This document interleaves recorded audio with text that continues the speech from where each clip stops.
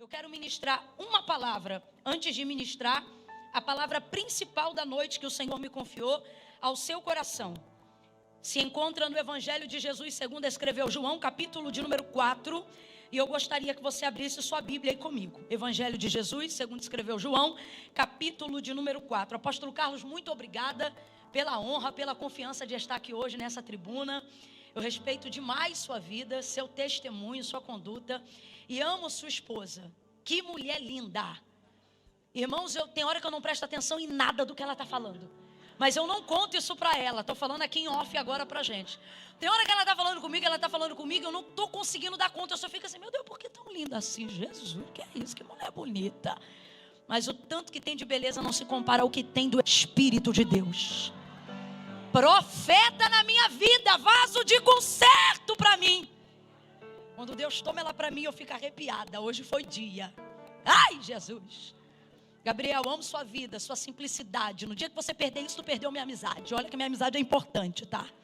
Você me respeita que eu não sou qualquer coisa. É um querido, e já vi que é de família. Conheci o Jéter hoje aqui, querido demais. Deus abençoe toda a igreja, todo o ministério de louvor, de adoração. Ai, Camila, calha a boca e fale logo. E você tome conta de sua vida.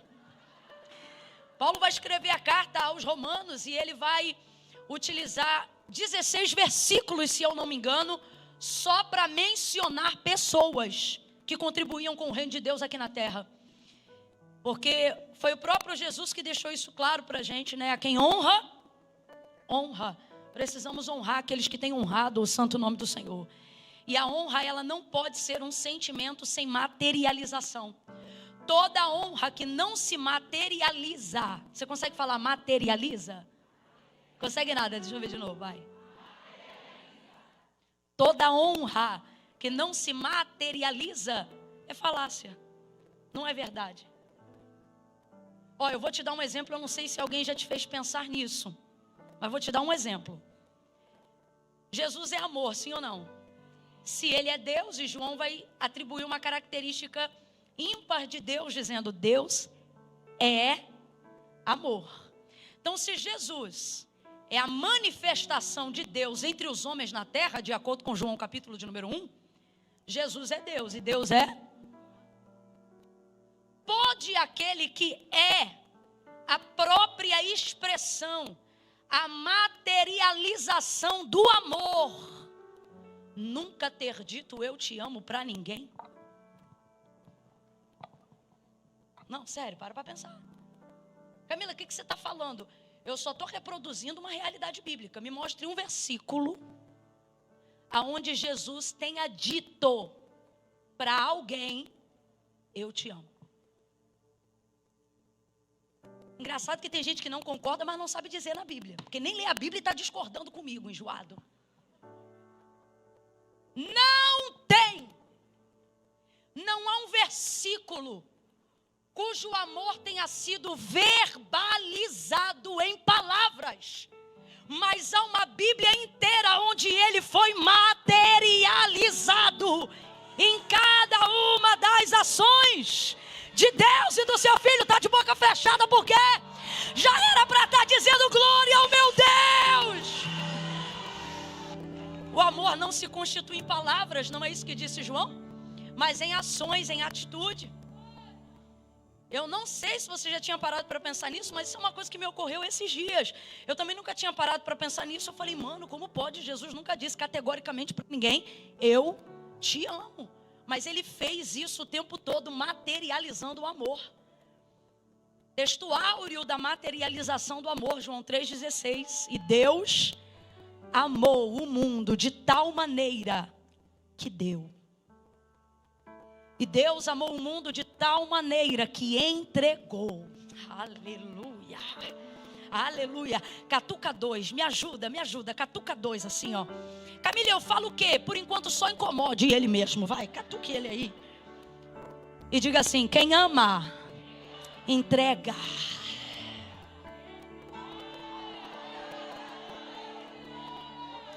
Agora, Camila, há um outro nível.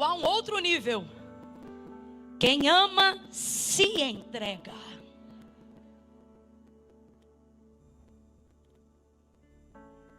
O amor de Jesus é um amor de atitude, é um amor que materializa-se. Porque uma honra que não pode ser materializada, ela não é verdadeira. A materialização de Deus é Cristo. Então eu vou te perguntar, finge que eu nunca te dei essa cola. Aonde está a materialização de Deus? Quem é a materialização de Deus? Quem é o amor materializado de Deus? Se poupou por ser? Não. Antes se entregou. Não usurpou. Ou seja, não tomou de volta a glória que lhe era devida, mas antes a si mesmo desprezou, para que nós pudéssemos usufruir disso. Agora veja, se isso já é uma realidade quando olhamos a manifestação do Deus Espírito no Antigo Testamento, precisa o Deus Espírito provar alguma coisa para alguém, para ele ser creditado como verdadeiro? Irmão, Deus é. Abra comigo a sua boca e diga assim: Deus é. Diga, Deus é. Crendo ou não crendo, Deus é. Fazendo ou não fazendo, Deus é. Aceitando ou não aceitando, Deus é. Para o pecador e para o santo, Deus é. Você está me entendendo? Deus é. Agora veja, Ele traz a manifestação de quem Ele é através da sua materialização em Cristo, para que Ele não fosse só compreendido, mas para que Ele fosse aceito, provado, experimentado. E a única maneira disso acontecer era Ele descendo ao nosso nível. E Ele não fez uso do direito de sua glória para não descer a esse nível. Permitiu-se ser gerado no ventre de uma mulher. Rapaz, você tem noção do que é o Deus Santo, Todo-Poderoso, que nós cantamos aqui, vir à terra e ter necessidade de usar banheiro. Banheiro. Como cantava um hino bem antigo, da época do pastor Carlos, da minha não. Se isso não for amor, o oceano secou. Se isso não for,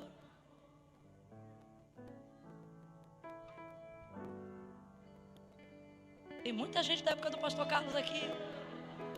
Não há estrelas no céu. E as andorinhas? Não vou. Se isso não for, o céu não é real.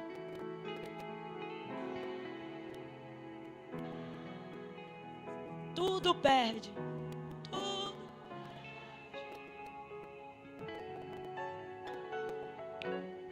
Se isso não for. Me respeita, tá, Gabriel Guedes? Não vou cantar não, claro que não. Mas é uma realidade. Então o amor, ele precisa ter essa entrega. Agora eu quero te dizer uma outra coisa sobre essa entrega. Quando falamos dela, sobre Deus entregar, ficamos com um sorriso no rosto como estamos agora. Temos uma compreensão mais clara do amor de Deus em relação a nós. Porque vemos que Deus também não nos amou de palavra, mas de matéria. De vida, de dor, de morte, de sangue, de sofrimento, de cruz. E isso nos alegra, porque por mais que Satanás tente criar sofismas baseados na nossa decadência, fragilidade e humanidade, de que não somos dignos desse amor, a graça de Deus sobrepõe a minha própria consciência. Mas se isso ainda não for o bastante, Deus materializou e registrou, para que na palavra dele esteja a âncora que eu preciso me agarrar, e não a minha própria consciência de mim mesma, mas o que ele disse sobre mim quando me chamou de filho, o que ele disse sobre mim quando se entregou por amor a mim. Você pode não gostar muito de mim, alguém pode não gostar muito de você, mas ninguém muda uma realidade materializada por Deus, qual ele amou tanto que se entregou, ele amou tanto que deu, ele amou tanto que se fez escárnio, ele amou tanto que sacrificou a si mesmo. Está consumado.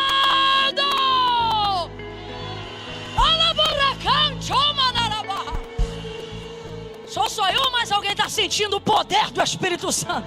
Aleluia! Aleluia! Fala assim comigo, ó. Está consumado. Fala assim, consumado. Você sabe uma maneira grosseira, né? De dizer o significado de consumado? É um pouco parente do consumido. Não tem mais jeito. Não tem mais jeito. Não dá para voltar. Não dá para refazer. Eu não sei se você já teve esse problema, mas a gente lá em casa não tinha muita condição de muita coisa, de quase nada. E de vez em quando a minha mãe separava a lata do leite condensado para o bolo, sabe lá que dia. A caixa de leite para fazer o bolo, sabe lá quando. Porque era assim, quando você tinha oportunidade de comprar, você comprava e guardava aquilo. Só que você não pode usar meia lata de leite condensado e deixar na porta da geladeira se você tem criança em casa. E minha mãe tinha um jeitinho de fazer, que para não usar tudo, furava uma ponta e a outra. Rapaz, aquilo é mamadeira de adolescente, você não está entendendo. Então, como a minha mãe não conseguia ver o que estava lá dentro, vez ou outra ia eu e a minha irmã e ó. Aí chegava a hora para minha mãe fazer alguma coisa, quando ela pegava a lata, ela sentia ausência de peso. Cadê o leite condensado que estava aqui? Às vezes ela brigava, às vezes ela varava uma havaiana. Só que tinha uma coisa, poderia ter qualquer consequência depois do que nós havíamos feito. Só uma coisa que não poderia ser refeito: devolver o que havia sido. Eu quero que você entenda que qualquer desdobramento do que tentem te fazer convencer depois não pode desfazer aquilo que já foi feito antes. Então eu quero que, com toda a propriedade de um exemplo tão simples, você abra de novo a sua boca dizendo assim, ó: consumado. Esse é o poder de uma entrega. É isso que eu queria que você entendesse. Quando você entrega ou se entrega, essa entrega tira de você o direito mesmo de pegar aquilo de volta. Está feito. Agora veja, Jesus vai fazer isso não só com o corpo, com a vida, mas também de modo consciente. Eu considero uma das maneiras mais difíceis de entregar. É aquela entrega que depende de destituição de posse. Vou te dar um exemplo.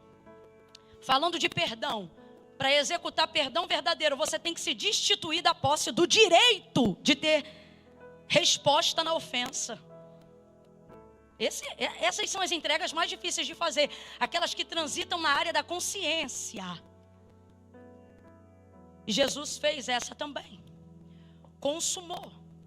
E a consumação de algo tira de nós ou de qualquer outro o poder de tentar desfazer aquilo que foi feito. Eu estou dizendo isso para você porque eu quero que você entenda o poder de uma entrega consumada, de uma oferta lançada no altar. Antes de destituir-se de um valor no bolso, antes de desvencilhar-se de uma soma da tua conta, não há da parte de Deus proveito algum no seu R-cifrão nessa noite, se não houver uma destituição consciente disso. E a verdade é que, quando nós falamos da entrega que Deus fez por nós e tornamos ela tangível na materialização do seu Filho Jesus Cristo, ficamos exatamente como estávamos há um minuto atrás, felizes, chorando, celebrando, sentindo-nos amados. Mas quando eu reverto agora a entrega, o semblante fecha automaticamente. Alguém inclusive começa a tentar macular a pureza da palavra que eu estou entregando, pensando, poxa, isto tudo para isto? Porque estamos sempre prontos quando é de Deus para nós, mas somos arredios quando o fluxo inverte, porque achamos que é da obrigação de Deus fazer porque Ele tem. É da obrigação de Deus fazer porque Ele é. É da obrigação de Deus fazer porque Ele pode. Só que Ele não disse, eu entreguei meu filho porque eu posso. Ele não disse, eu entreguei meu filho porque eu tenho poder. Ele disse, o que eu fiz por amor. Sabe o que isso significa? Eu também não tinha obrigação nenhuma. É o amor a motivação correta para qualquer entrega. Então qualquer entrega que não tem amor, não importa o quanto se entrega para Deus, ela não vale nada. Então coloque o seu dinheiro no bolso, na conta, e não tire ele de lá. Se toda vez que esse tema for um espinho no seu coração, Deus não quer seu dinheiro, a igreja também não quer seu dinheiro. E de verdade, com todo respeito, não é através dele que Deus faz tudo o que faz. Não, Camila, não. Deus só aceita a oferta por causa do ofertante. Se não houver o coração do ofertante na oferta, para Deus aquilo é papel. A entrega precisa ser feita primeiro aqui. Então, com a mão na consciência, vamos ser honestos. Estamos sempre prontos quando é de Deus para nós, mas somos limitados e bloqueados quando é da gente para Ele. O Evangelho de Jesus, em João 4, diz assim: que quando ele chega à província de Sicar, cansado da viagem, vai se assentar no poço de Jacó. Quantos aqui conhecem esse texto? Quantos aqui conhecem esse texto? Levantem a mão. Quem não conhece esse texto? Quem não quer levantar a mão? Então preste atenção que você vai entender. Jesus está saindo da Judeia para ir para a Galileia, e no meio do caminho está Samaria. Cansado da viagem, ele vai parar na província de Sicar, que é onde está aquela mulher samaritana. Já ouviu falar dela? Teve 5 maridos e o 6º não era dela. Era uma mulher de vida complicada. Quando ele chega alto do meio-dia, ele vai descansar em cima desse poço, que não por coincidência, mas era o poço de Jacó. Aí ele senta ali e fica esperando ela chegar. Quando ela chega, ela traz um cântaro vazio, porque ela está indo lá para tomar. Completa para mim, por favor. Ela está indo lá para... Ela está indo lá para tomar, ela está indo lá para pegar. Porque a nossa disposição para pegar é sempre essa. A gente vai desde que seja para pegar, a gente vai desde que seja para receber. Vamos falar a verdade? A maioria das pessoas perverteram a motivação original de um culto. Quantas vezes, trivialmente, no meio da rua, alguém pergunta assim pra gente: tá indo pra onde? Tô indo pro culto. E vai lá fazer o quê? Vou lá receber. Desde quando?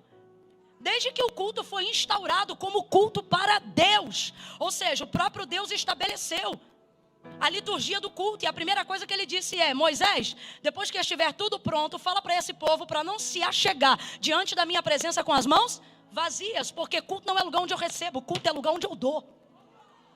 A cultura ocidental perverteu, na sua maioria, eu não estou generalizando, mas na sua maioria, a ideia original de culto para Deus. E muitas vezes estamos como essa mulher. Por que você veio hoje? Eu vim para receber, eu vim porque eu quero uma oração de cura, eu vim porque eu quero um milagre. Temos dificuldade litúrgica de entregar devocional. Irmão, eu glorifiquei quando eu contei no relógio 1 hora de louvor. Faz tempo que eu não vou num culto assim, aonde Deus é louvado, onde Deus é louvado sem pressa. Isso é devoção, isso é devoção. Não fale comigo de adoração sem falar de devoção. Todo o restante sem devoção não é adoração, é cantoria. Devoção é isso, Deus no centro, pá. Então a gente tem essa proatividade. Estou indo para ter, para pegar, para tomar. Chegamos com os nossos cântaros vazios e recebemos, dando glória a Deus e aleluia, tudo aquilo que jorra do altar para o povo. Mas se por um instante como esse agora, o fluxo virar, as bocas se calam. Estou mentindo, gente? Estou mentindo, gente? Eu também estou filtrando o meu coração aqui.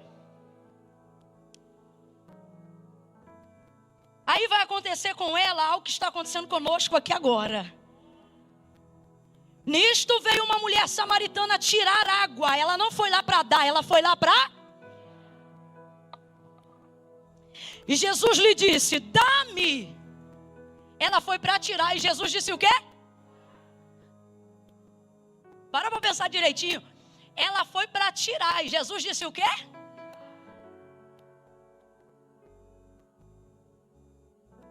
É complicado quando pensamos que estamos indo ao encontro dele para tirar o que queremos. E ao encontrá-lo, ao invés dele dar, ele pede.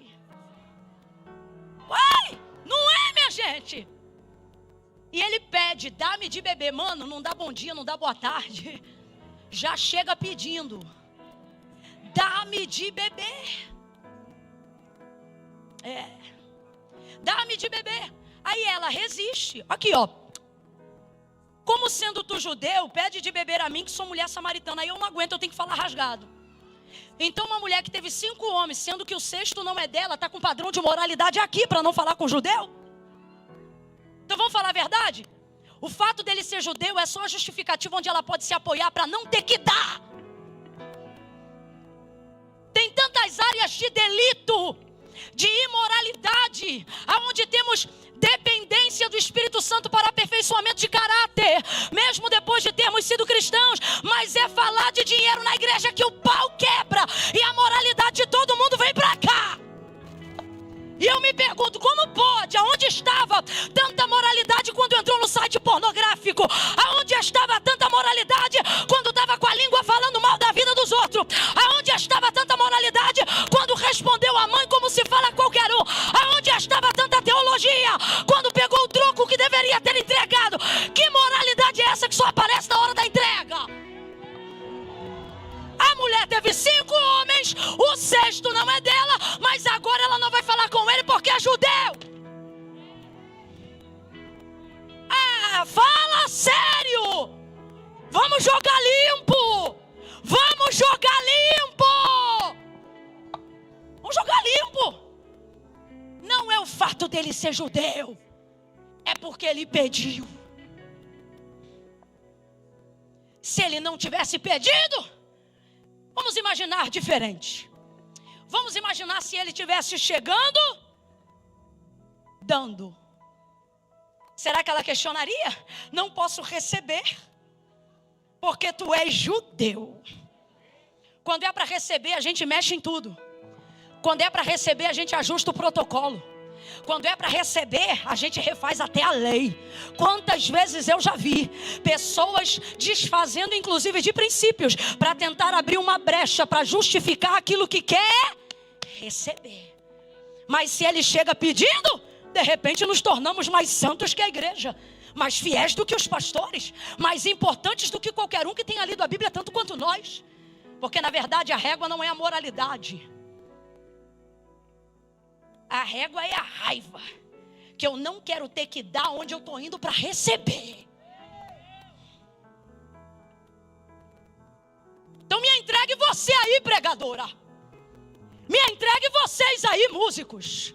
Me entregue a senhora a palavra. Me entregue a Espírito Santo. Afinal esse lugar não é teu, essa casa não é tua. Eu vim receber. Eu estou sentindo um temor de Deus tão grande. E eu quero misericórdia de vocês na minha vida, porque eu não falo como protesto. A espada tem 2 gumes, e eu sei porque também está cortando do lado de cá. Mas não é a verdade do nosso coração? Se dessemos palavras aos sentimentos mais escusos que permeiam os nossos pensamentos e a nossa alma num momento como esse, a voz deles teria exatamente a conotação das palavras que eu estou dizendo. E se eu te disser que está tudo errado? Com todo respeito, falando de nós, não do Senhor, não da casa de Deus, falando de nós, você teria coragem de admitir agora para a tua própria alma e dizer assim: está tudo errado? Quem tem coragem, verbalize isso aí agora. Está tudo errado. Eu tenho errado. Eu tenho errado. É verdade, Camila, meu coração fecha assim nessa hora. Por mim o culto nem teria isso. E Deus está dizendo, se isso não tiver, não é culto. Você está vendo? É por isso que eu não gosto de fazer ofertório. Eu não sei falar de oferta sem explicar o significado disso no culto. Aí quando vê, já deu 30 minutos. Porque o que faz o povo pecar é a ausência do entendimento. Quando a gente entende o que está sendo dito aqui, irmãos, e ainda bem que está gravando, que até eu vou ler de novo, ouvir de novo, vai virar um seminário na minha cabeça isso. Que é para nunca mais eu pecar contra o Senhor. Eu vou falar como Deus está mandando. Tem gente aqui que ama visitar a igreja e recebe tudo que Deus tem para oferecer, mas na hora que entra no ofertório você diz: por mim o culto não precisava ter isso. E no seu achismo, totalmente fora da palavra, Deus está confrontando alguém severamente além de mim aqui. Você pensa que o seu achismo justifica o que Deus está falando, e Deus está dizendo: eu me justifico pela minha palavra. Então o que você acha não importa diante daquilo que eu disse. Pegue sua opinião e coma com arroz e feijão quando se tratar de como Deus quer ser adorado. Porque não é como eu acho que tem que ser, é como Ele disse que seria. E como Ele disse que seria, aonde vemos a instauração da primeira forma litúrgica de materialização da honra, do culto, da devoção para Deus. Caim e Abel. Quem ainda está comigo, diga amém. Abel traz uma dos seus animais. Caim traz algumas das suas verduras. E nós vemos ali uma entrega. Nós vemos ali uma entrega. Ali está um dos pilares que determinam o que é um culto. Primeira coisa, um culto precisa ter um Deus. Estou falando de um culto a Deus. Segunda coisa, e não é por acaso, é imediata, tem de haver entrega. E essa entrega tem de haver, sim, com materialização.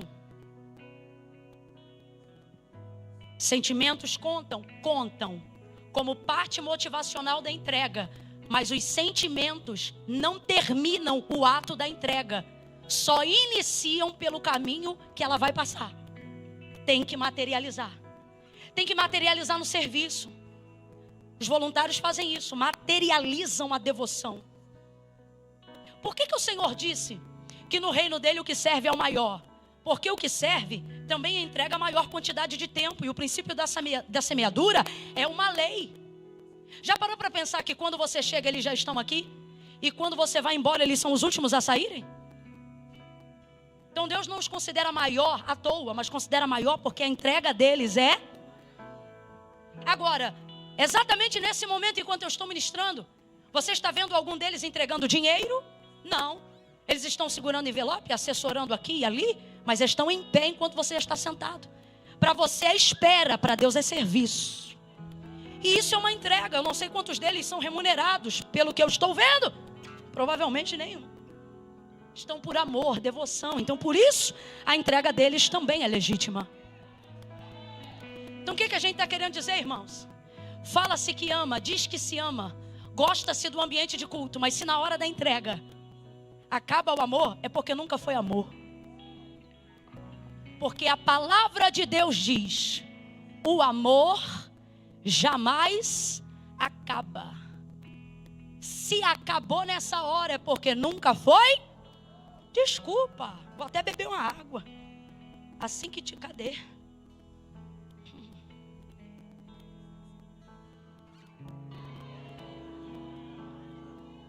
É para engolir.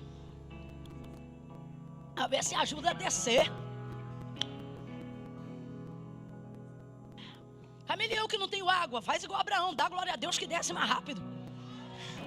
Ô glória!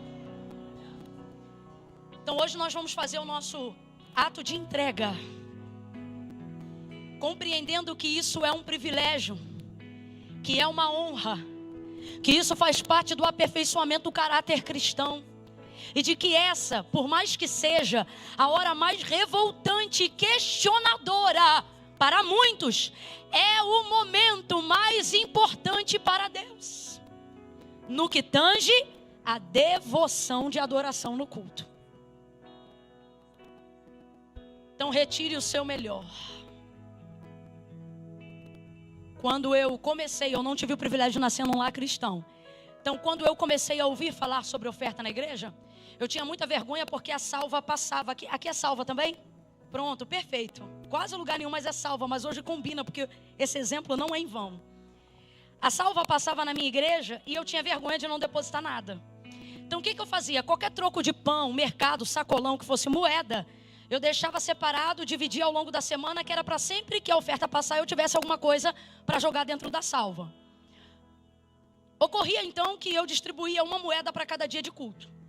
E como aquilo era uma coisa do que me sobrava, se você me perguntasse quanto você ofertou hoje, eu nunca saberia te dizer naquela época. Porque eu pegava, e qual era a motivação da minha entrega da oferta na salva? Colocar alguma coisa lá dentro que não fosse mentirosa. Porque olha aqui, na minha mente eu dizia, eu não posso fingir que abri a mão e botei lá. Então eu tenho que botar pelo menos uma moeda. E aí, a minha motivação era não passar vergonha. Então vamos lá, qual era a motivação da irmã Camila naquela época? Até porque a irmã Camila dirigia a consagração. A irmã Camila já ministrava. Como é que a irmã Camila nunca dá oferta, nunca tem, nunca pode, nunca é? Então, separava, pá. Um dia, estou eu saindo como tantos outros dias para ir para o culto, já me achando uma crente extraordinária, que está dando testemunho miserável dos centavos. E eu pegava aquela moeda, escute isso, eu não tinha, as moedas eram o que eu tinha.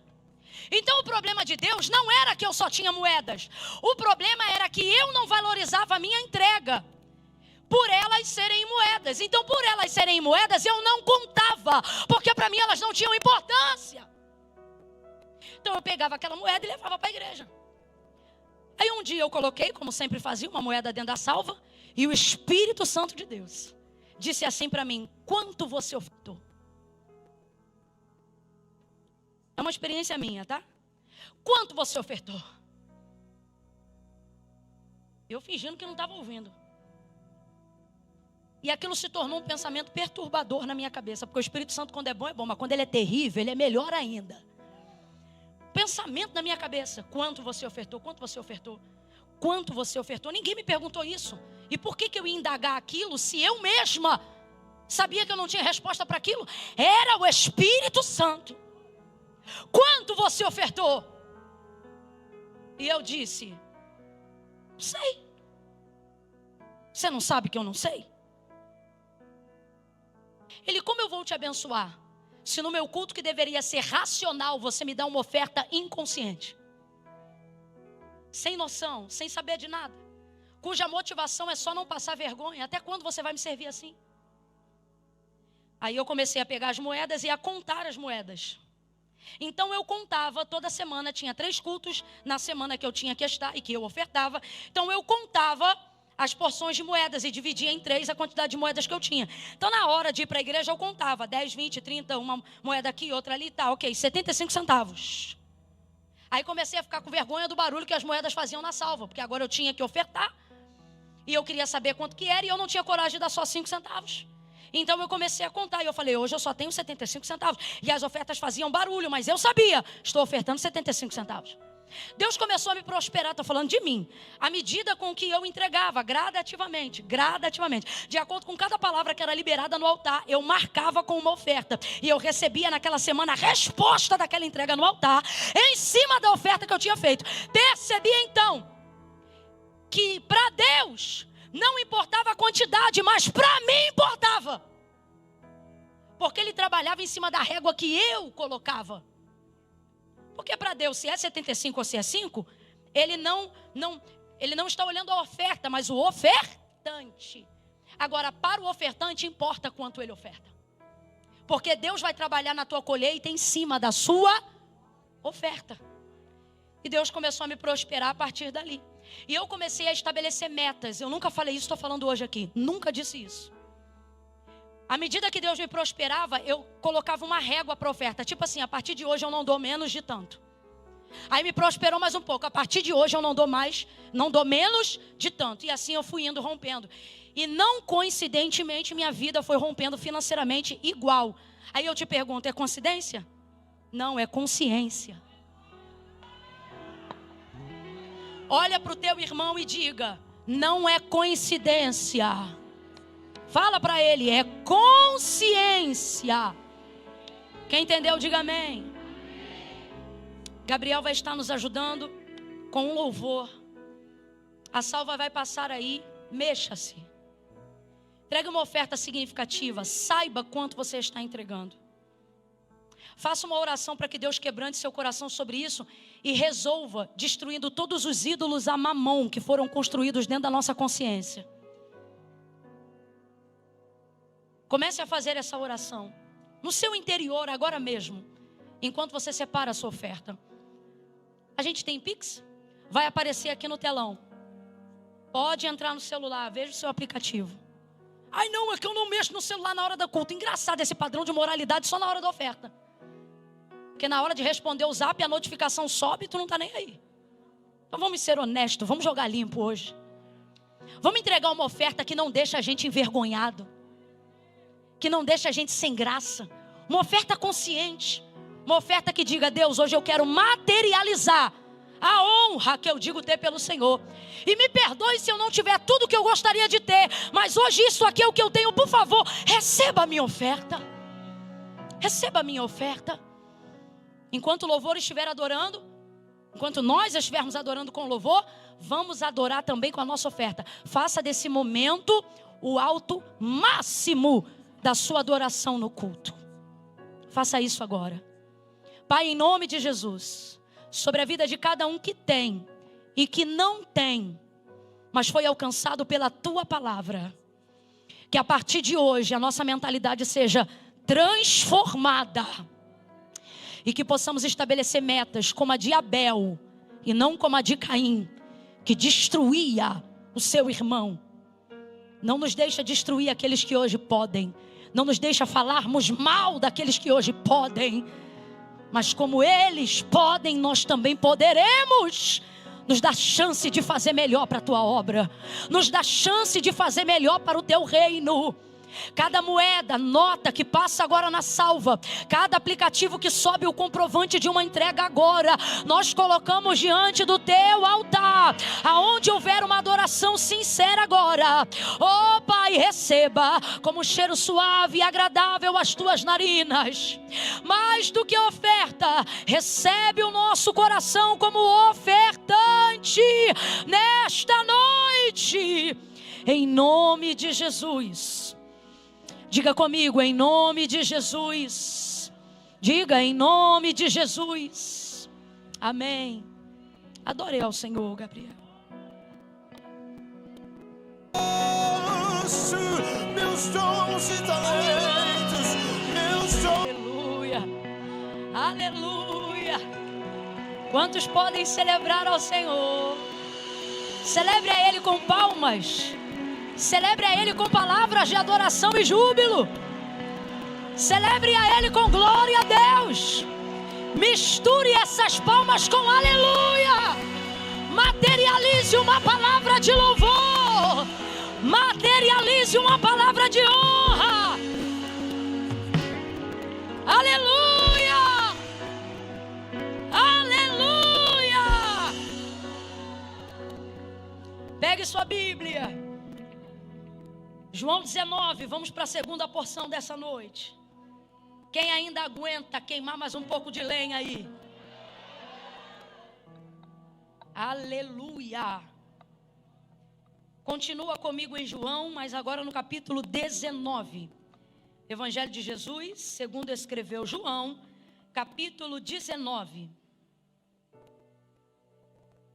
Versículo 28 em diante. Eu amo esse texto, sempre apresento uns 4 pontos nele que me chamam muita atenção. Mas nessa noite basta um. Como Deus tem falado comigo nesse dia de hoje, sobre a igreja de Cristo, nesse texto. João 19, a partir do versículo 28. Quem achou, diga amém.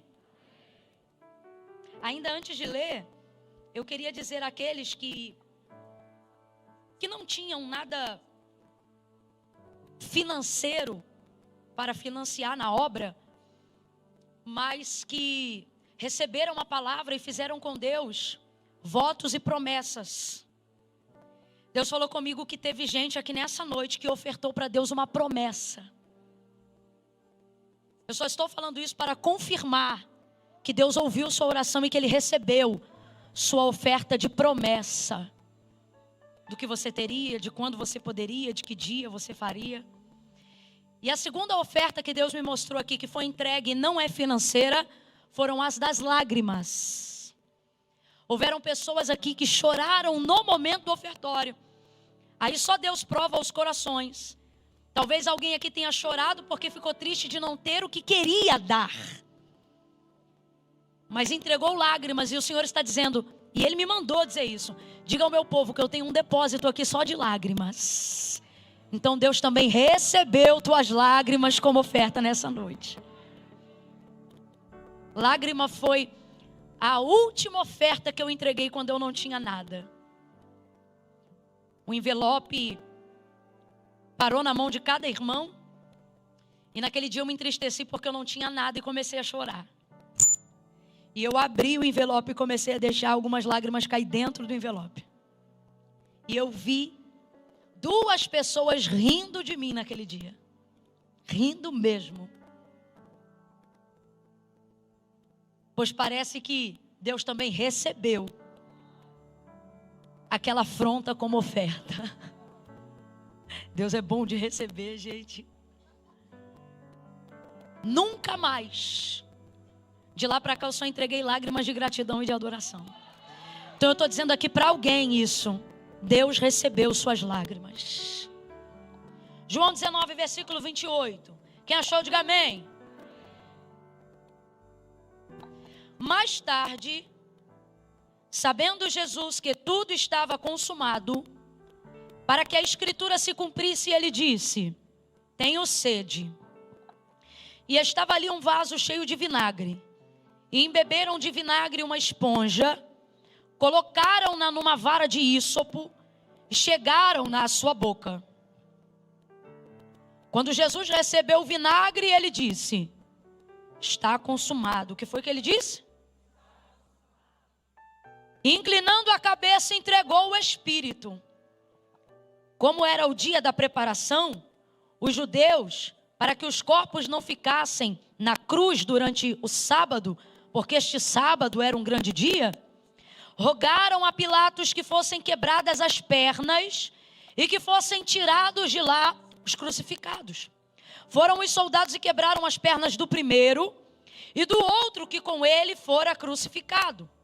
Mas chegando-se a Jesus, vendo-o já morto, não quebraram as pernas. Contudo, um dos soldados transpassou-lhe ao lado com uma lança. Imediatamente saiu sangue e água. Aquele que viu isto testificou que o seu testemunho é verdadeiro. E ele sabe que é verdade o que diz, para que também vós o creiais, que estas coisas aconteceram para que se cumprisse a escritura que dizia: nenhum dos seus ossos poderá ser quebrado. Vamos de novo?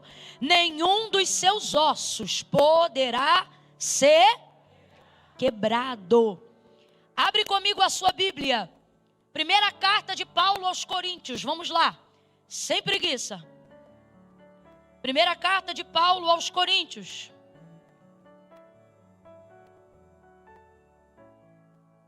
Capítulo 12.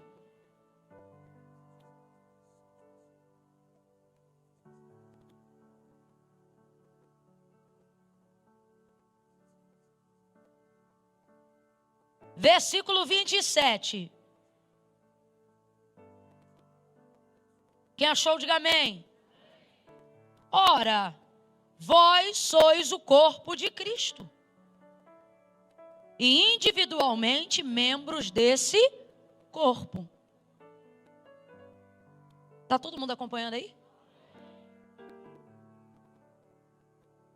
Ora, vós sois o corpo de Cristo, e seus membros em particular. Essa versão aqui. Diga assim: nós somos o corpo de Cristo. Volta lá de novo, João capítulo 19.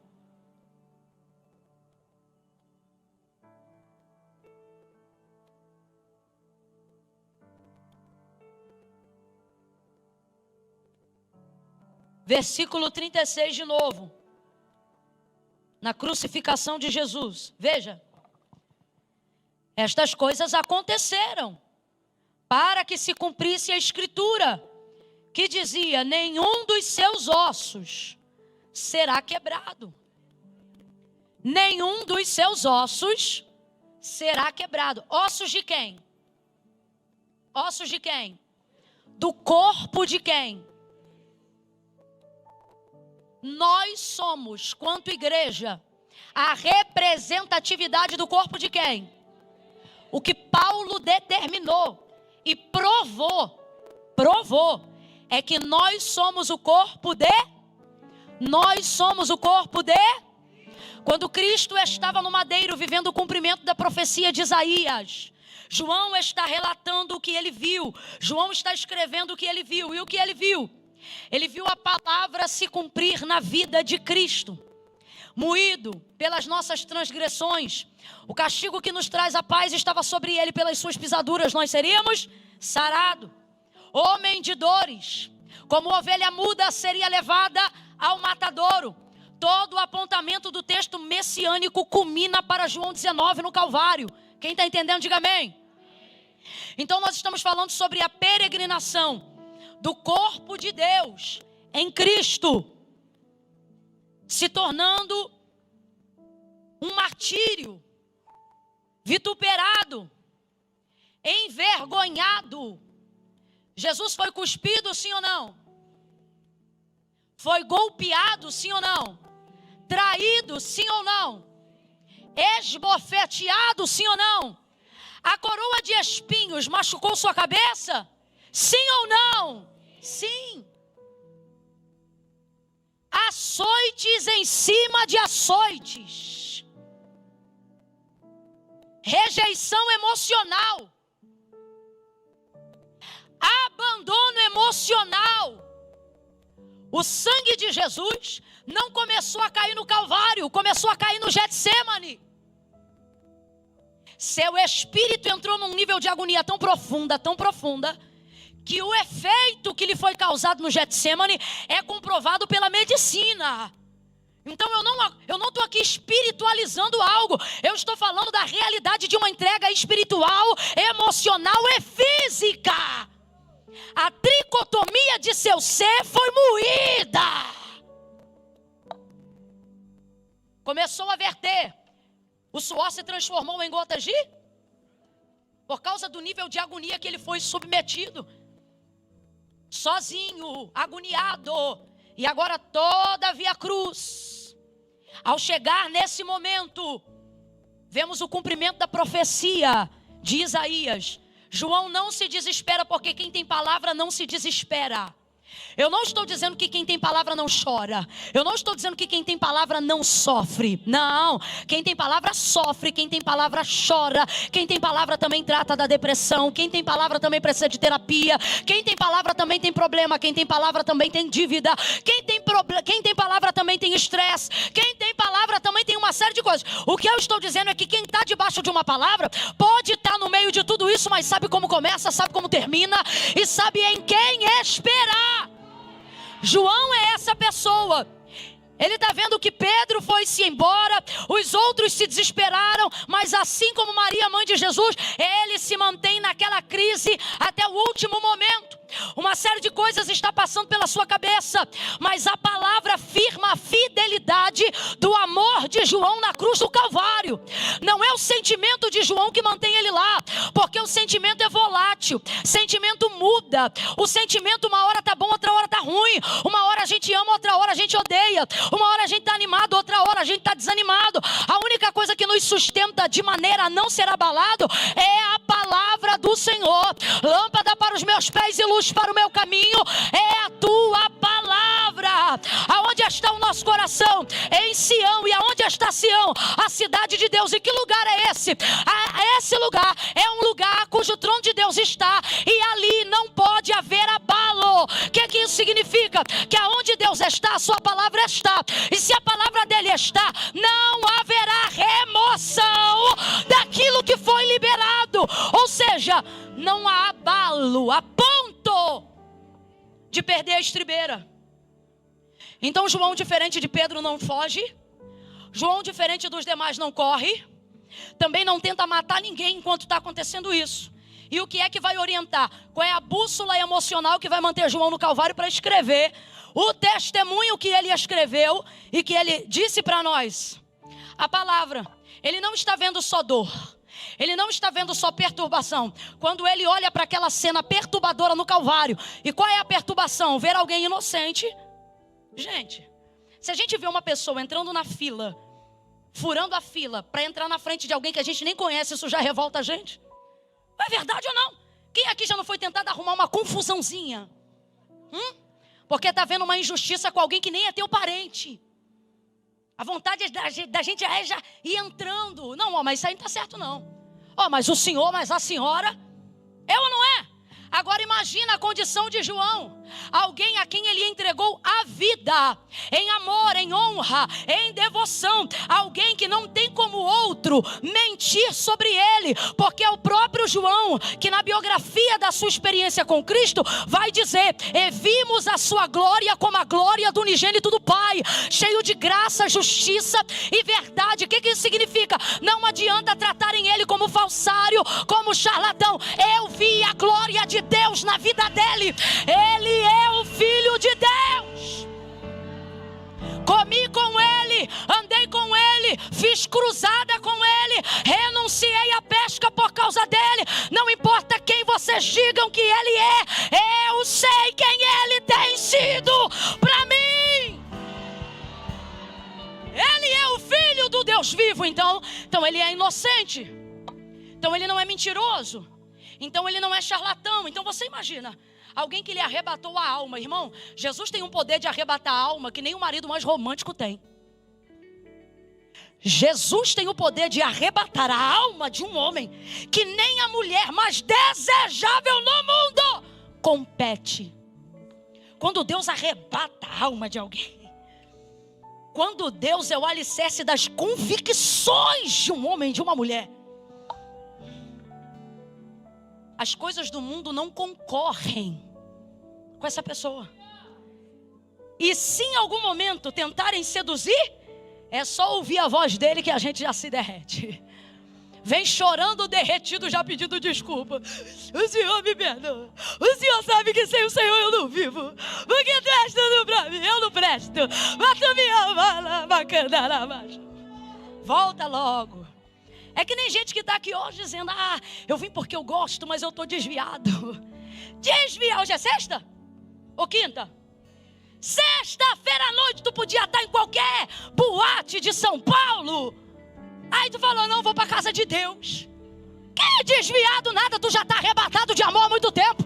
Só falta reconhecer. Arrebatado. Ele já pegou tua alma. Tu é o desviado mais ridículo que existe no mundo. Que desviado? Qual desviado é o ridículo, Camila? Aquele que está no mundo, mas não está no mundo. Como assim? O cara está no mundo e no mundo está rolando meio que de tudo. Aí ele está no meio de quem faz um pouco de tudo. E aí o pessoal pede para ele fazer também. Aí ele diz: não, isso aí eu não faço. Ridículo, vem pra cá, mano. Você está pagando mico lá fora. Tem nem coordenação motora para dançar. Esquisita. Teu lugar é aqui. Já viu como é que você se sente aqui? Aí você diz: Camila, mas esse é meu problema. É que eu fico com um pé lá e outro cá. Porque eu não consigo ser crente. O que tu não consegue é ser ímpio. Porque se tu conseguisse, os dois pés estavam lá. Tá entendendo? Você se divide porque tá confuso. E quem tá confuso não tá decidido. Mas se hoje tu decidires reconhecer, se hoje tu decidires renunciar, teus dois pés serão fincados sobre a rocha. E você vai ver que o amor dele, como diz a canção, faz você queimar todos os outros amores. A samaritana que a gente falou no início era uma arrebatada. 5 homens. E o sexto nem é dela. Só que por acaso, meio-dia daquele dia, apareceu o sétimo. Quem é do profético já entendeu. 6 apareceram, mas ninguém competiu com o sétimo. Quando o sétimo último chegou naquele poço, dizendo: se tu soubesse quem é o que te pede, dá-me de beber, era tu que lhe pediria e ele que te daria água viva. Senhor, então dá-me dessa água, para que eu não tenha mais sede e nem precise vir aqui. Ele disse: vai lá e chama teu marido. Eu não tenho marido. Disseste com verdade. A vida dela não era bonita, mas ela decidiu falar a verdade. Quando a entrega é verdadeira, os piores pecados são perdoados e a alma é arrebatada em amor a Ele. Rapaz, aquela mulher que tinha que pegar água todo dia, meio-dia, porque não queria ver a cara de ninguém que conhecia a vida sem vergonha dela, para não ter que passar constrangimento, evitava o horário ideal. Tinha que ir com, como dizia a minha avó, com o sol batendo no quengo, para tirar água, para evitar constrangimento.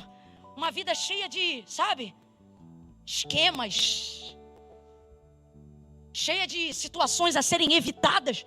Essa mulher, depois que encontra com ele, rapaz, Jesus tem um poder de te dar uma coisa que nem dinheiro dá. O quê? Identidade resolvida.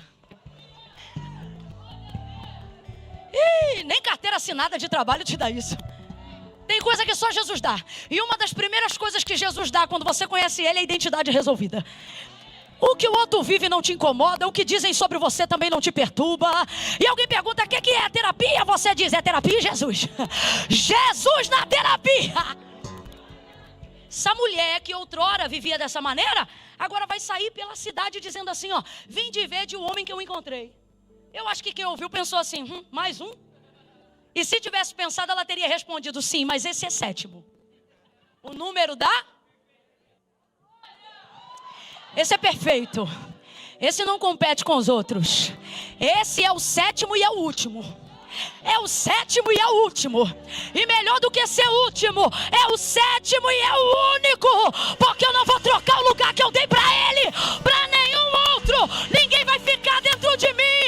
Aonde ele está, ele agora ocupa um lugar de supremacia. Tem mais alguém aqui igual a samaritana, que colocou Jesus num lugar, que diz: nesse lugar nem marido, filha, nem filha fica, pastor não fica, igreja não fica.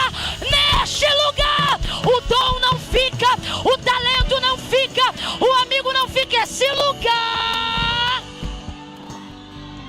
eu dei pra ele.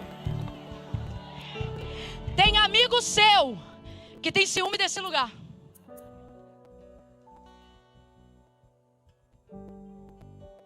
Você vai pra igreja de novo, mano? Parece que vive na igreja. Eu vou. E a pessoa diz: mas, cara, eu tô te dando um ingresso pra gente ir pro, sei lá, cinema. Planeta das Macacos, o Reinado saiu. Bora lá. E você diz: cara, eu gosto muito. Então, por isso que eu comprei. Mas hoje vai ter um culto. E quando eu boto ele na balança, tudo que tenta competir com ele voa no prato. Porque ninguém é igual a ele. O que ele fez por mim, ninguém fez. O jeito que ele me fala, que ele me beija, que ele me abraça, o jeito que ele me atrai, o jeito diferente de falar comigo, não de fora para dentro, mas numa convicção de dentro para fora. Ele me afeta em áreas que ninguém me toca. Ele me afeta em áreas que eu nem sabia que existiam em mim, até que ele me tocasse. Tem gente me olhando esquisito agora e pensando: Camila, isso é verdade? Para que tu saibas que é verdade, por estes dias tu vai viver uma experiência como Cristo que eu prego. Ele é verdadeiro, ele é fiel, ele arrebata a alma da gente. Por ele, as amantes deixam carros. Por ele, traficantes deixam as verbas, os negócios, o status do poder da comunidade na mão de qualquer outro que venha depois. Por ele,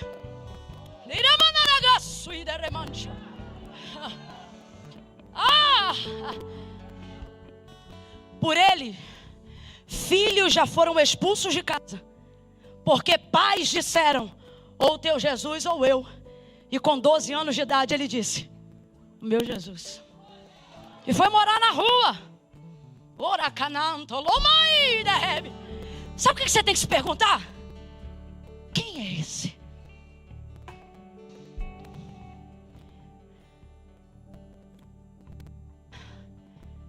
Que faz alguém pegar um sistema de negócio rentável e de repente queimar tudo, colocar numa conta e ir para uma obra missionária em algum lugar, sabe lá Deus onde.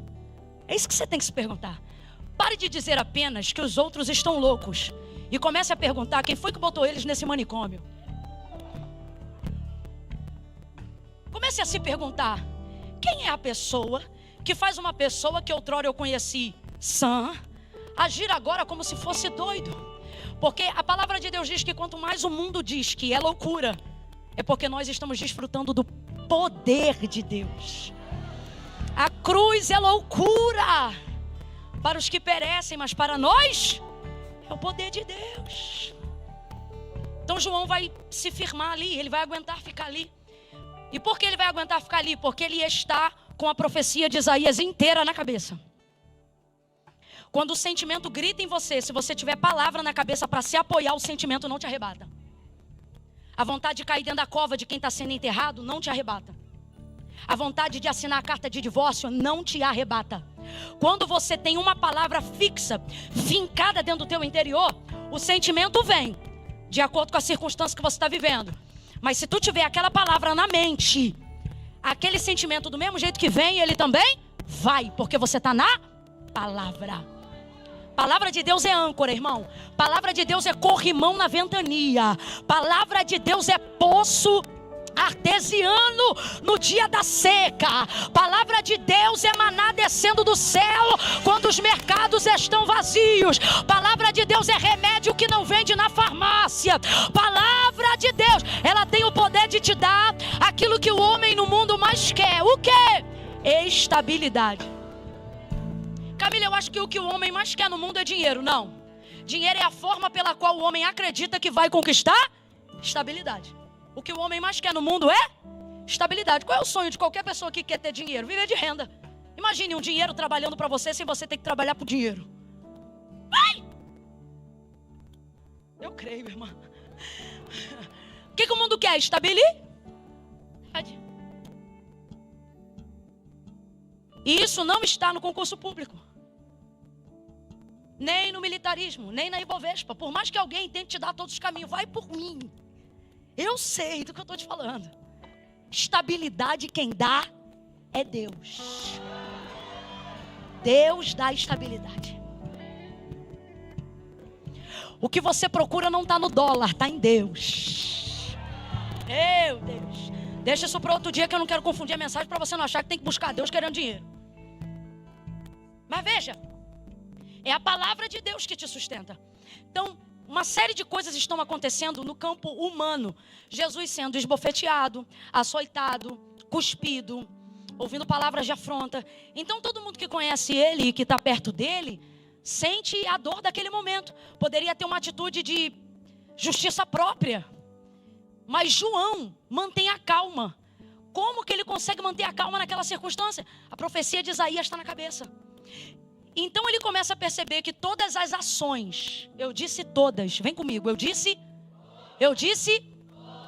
todas as ações horríveis, tenebrosas, que estão acontecendo no Calvário, para um homem natural, é uma junção de caos. Para João, é uma orquestra, cuja batuta é aquela varinha, está na mão da palavra de Deus. Já viu o maestro na orquestra? Deus está dizendo, o maestro sou eu, a batuta é a minha palavra. Meu Deus, estou sentindo uma graça de Deus tão grande aqui. Deus está dizendo, quando você sabe qual é a palavra que eu te entreguei, é no meio de calúnia, difamação, gente te esbofeteando, injustiças acontecendo, e alguém pensando, ele vai se desesperar. esperar. E Deus dizendo: a minha palavra vai fazer a música acontecer. A minha palavra vai fazer, no meio desse caos, você entender que o meu Espírito está no controle. A minha promessa está se cumprindo. Não é o diabo, é a palavra.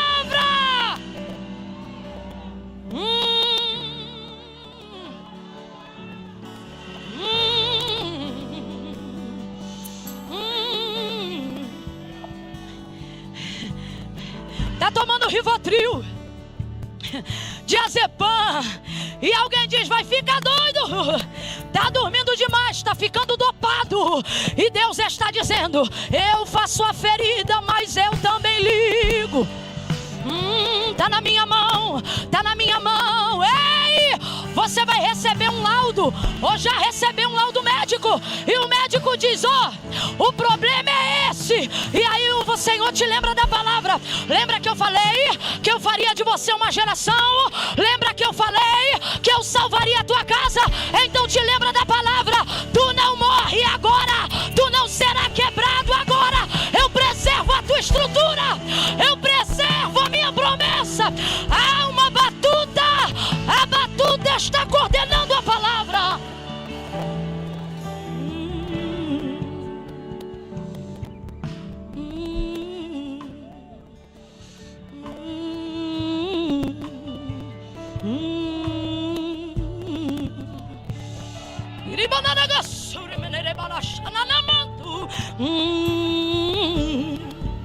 Meu Deus, meu Deus.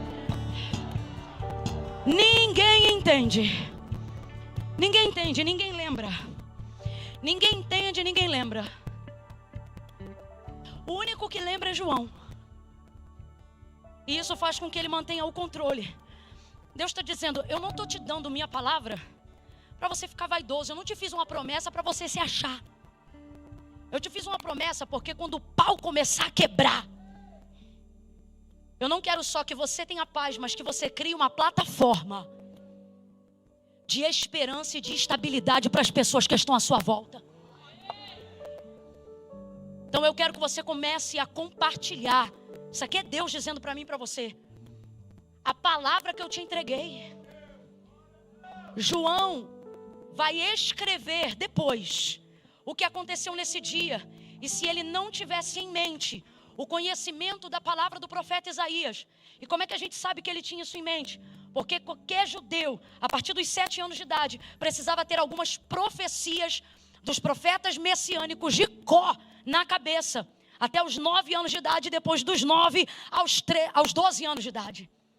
Então aquilo que foi repetido muitas vezes, e talvez alguém pensou que virou até uma reza, quando chegou na hora certa dessa palavra se apresentar, João estava pronto para ela. Olhe para cá.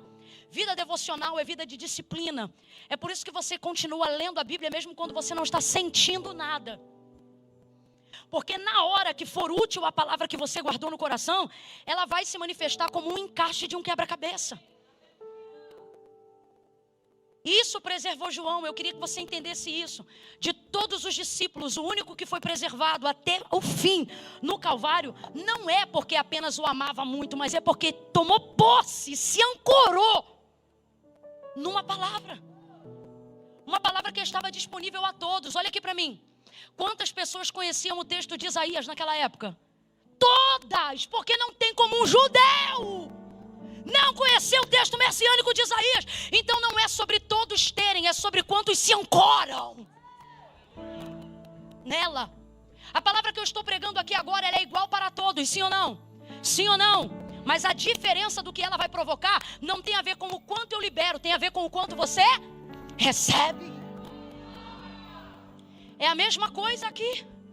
Todos conheciam, mas só João foi capaz de sacar isso na hora que estava rolando. Peraí. O que o texto de Isaías dizia? Dividiram entre si as minhas vestes e sobre a minha túnica lançaram sortes. Quando começaram a pegar as vestes de Jesus, João poderia ter pensado: que absurdo! Mas ele lembrou do texto de Isaías. Aí ele viu que enquanto rasgavam e enquanto lançavam sorte, a palavra vinha. Dividiram as minhas vestes e sobre a minha túnica lançaram sortes. E as coisas vão acontecendo. E ele se lembrando do texto. Deus está dizendo para alguém aqui: fica calmo e se lembra da minha.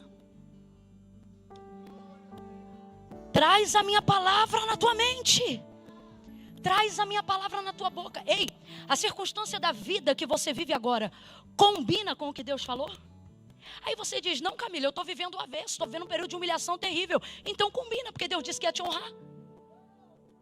Você tem que entender que a circunstância do tempo presente, para combinar com o que Deus disse, ela tem que ser avessa ao que Deus falou. Porque a única maneira de demonstrar que é Deus e não é o homem, não é o dinheiro, é quando a circunstância é avessa à promessa que Deus me fez. Alguém está entendendo o que Deus está falando aqui? Glória a Deus. Então João manteve o controle. O texto de Isaías fazia ele manter a calma, porque ele começou a perceber que não era uma desordem de coisas, mas por pior que tudo estivesse diante dele, era palavra por palavra se cumprindo.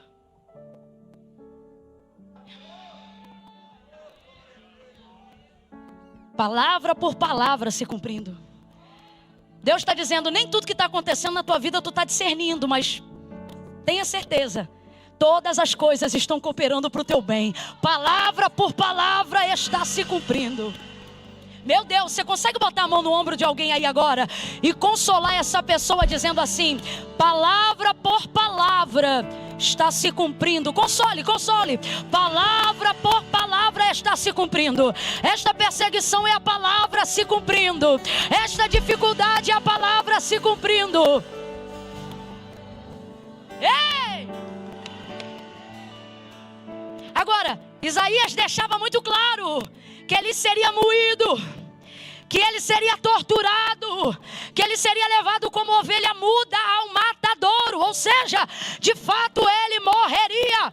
Mas se é a palavra se cumprindo, você tem que entender que ela se cumpre no início, ela se cumpre no meio, e ela só se cumpre completamente no final. Camila, então o que é que você está dizendo? Que se a cruz cumpriu, se a lança cumpriu, se o sangue cumpriu, a sepultura cumpriu. E se a sepultura cumpriu, a sexta cumpriu, o sábado cumpriu, e o domingo de manhã também cumpriu.